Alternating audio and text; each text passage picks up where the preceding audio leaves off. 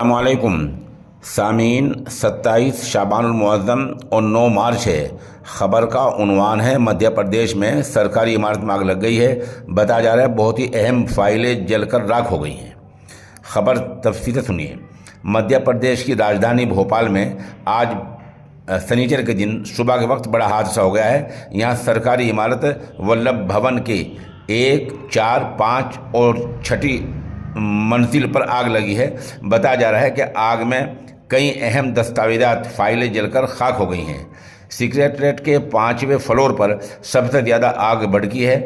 ये आग धीरे धीरे पुरानी बिल्डिंग से नई इमारत की तरफ बढ़ रही है और नई इमारत में ही वज़ीर आला के कैबिनेट वज़ीर और पीएस का दफ्तर है। अब आग बुझाने के लिए फ़ौज की मदद भी ली जा रही है और वहाँ वज़ीर आला ने कहा है कि जैसा हमें रिपोर्ट मिली है चीफ सेक्रेटरी को आदेश कर दिए गए हैं।